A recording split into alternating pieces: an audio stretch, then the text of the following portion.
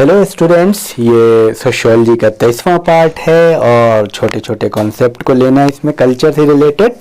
तो कल्चर और भी बड़ा टॉपिक है और बहुत सारे इस पे छोटे छोटे कॉन्सेप्ट होते हैं, उस पर आपको ध्यान देना पड़ता है। तो चलिए हम देख लेते हैं जल्दी जल्दी कुछ अहम पॉइंट्स को।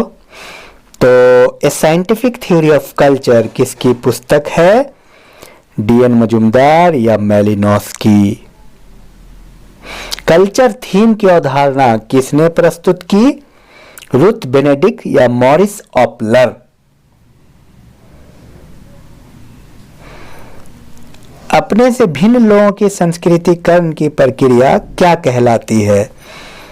सामाजिकरण या पर संस्कृतिकरण।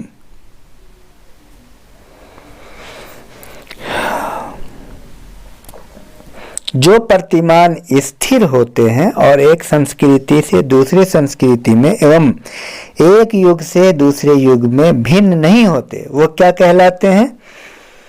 सांस्कृतिक अवशेष या सांस्कृतिक पूर्णताएं। ऐसी स्थिति को जहां लोगों का कोई समूह समाज के प्रचलित मूल्यों और मानकों को अस्वीकार कर अलग तरीके से रहना शुरू कर दे तो क्या कहा जाएगा? क्रांति या प्रति संस्कृति। कौन सांस्कृतिक परिवर्तन से अग्रदूत की भूमिका नहीं निभाता है? क्रांति या सांस्कृतिक अनुकूलन। विभिन्न सांस्कृतिक समूहों के बीच संपर्क द्वारा एक संस्कृति से दूसरी संस्कृति में सांस्कृतिक गुणों के प्रसार को क्या कहा जाता है? पर संस्कृति ग्रहण या विसरण। कल्चरल लैग का कॉन्सेप्ट किसने दिया? क्रोबर या ऑगबर्न। सांस्कृतिक कल्चरल लैग किनके बीच होता है? आर्थिक और राजनीतिक संस्कृति, भौतिक और अभौतिक संस्कृति।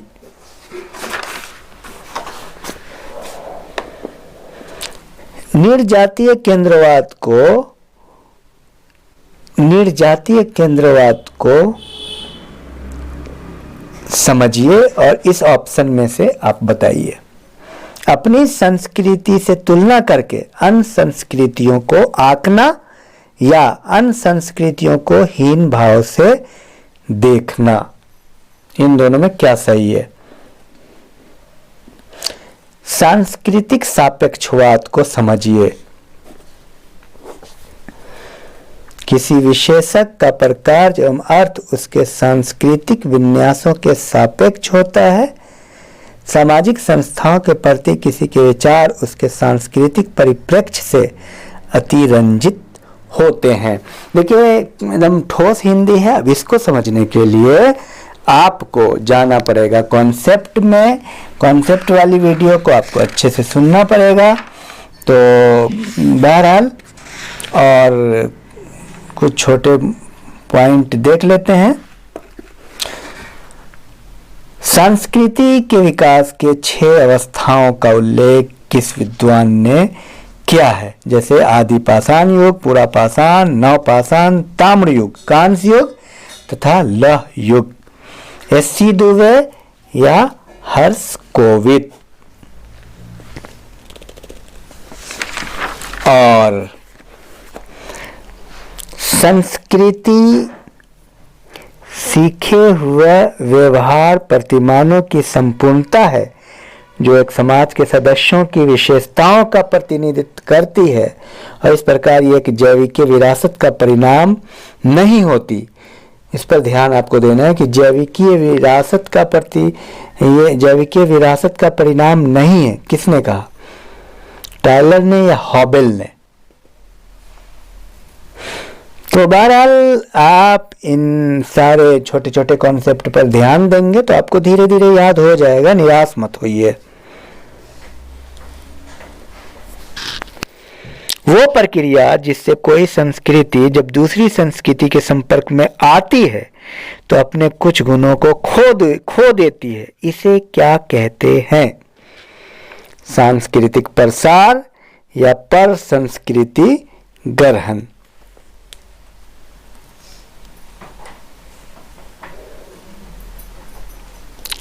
सामाजिक परिवर्तन के सामाजिक सांस्कृतिक गत्यात्मकता सिद्धांत यानी सोशियो कल्चरल डायनेमिक्स थ्योरी का प्रतिपादन किसने किया? पेरेटो ने या सोरोकिन ने?